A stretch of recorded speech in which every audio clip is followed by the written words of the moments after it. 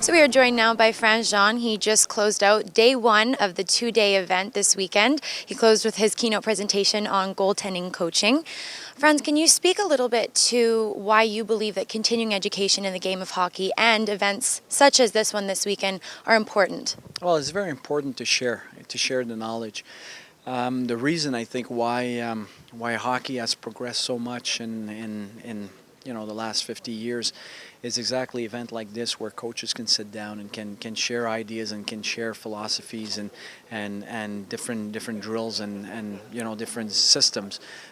Without that, I think you're stagnant and at the end of the day, other countries kind of catch up and other teams catch up to you. So it's always a question of challenging your knowledge and try to improve it. Absolutely. Well, you gave a lot of knowledge in your keynote today. So talking specifically about goaltending, I find that it's such a delicate position because a lot of the time the blame game can start with losses. Do you find that with coaching you're often helping out with the mental side of things just as much as the physical? Well, yeah, the mental part of it is it's an everyday thing. It starts with your work ethic and what you bring to the table every day. I think athletes that are tough mentally are athletes that have usually a tremendous work ethic and are highly competitive.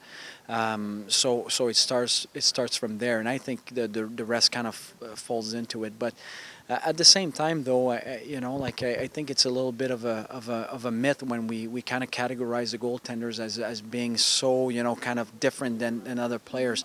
For us, for example, when I look at Steven Stamkos in Tampa, who plays on the first line, who plays on the first power play, who has tremendous pressure to perform.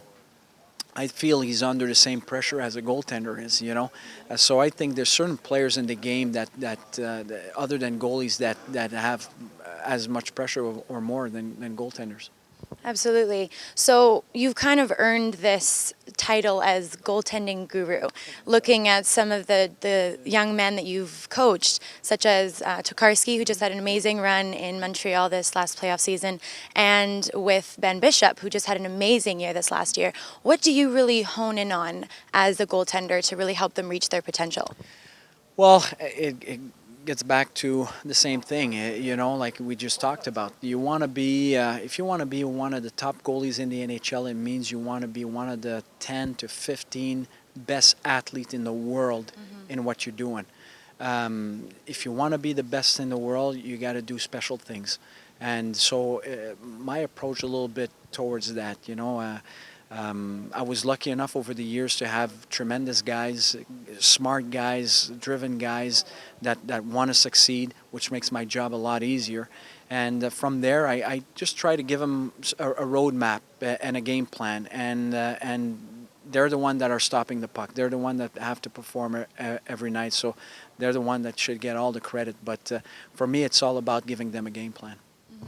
So I wanted to ask this question as well because, especially in Vancouver, we suffered with this a couple seasons ago, was the relationship between the backup goalie and the starter goalie. They played fun with it with Luongo and Schneider. Do you find that you have to sort of nurture that relationship at all? I've been lucky in Tampa because we always had a good relationship between the number one and the backup.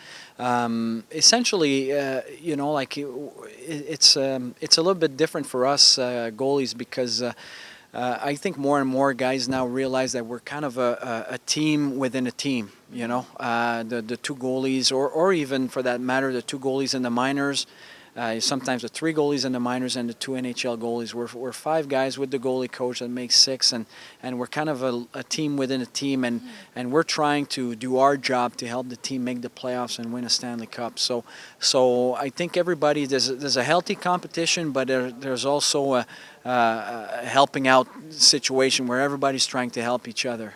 Yeah, it's a healthy relationship. Yeah, it's a healthy relationship. Lastly, I have to ask this. Who makes the decision who starts and who's backup? It's the head coach. The head coach makes the decision. Sometimes he'll ask me, my opinion. But at the end of the day, it's his decision. It's not much of a big decision when you have a genuine number one guy who's plays practically every night. But when you don't, let's say you have two young guys, or you have a number one A and one B. Well, that's when you need a little more of a discussions. But at the end of the day, it's always the head coach that decides. Cool. I've always wondered that. Well, thank you so much. Congratulations on all your success, and thanks for attending the conference this year. Thank you so much.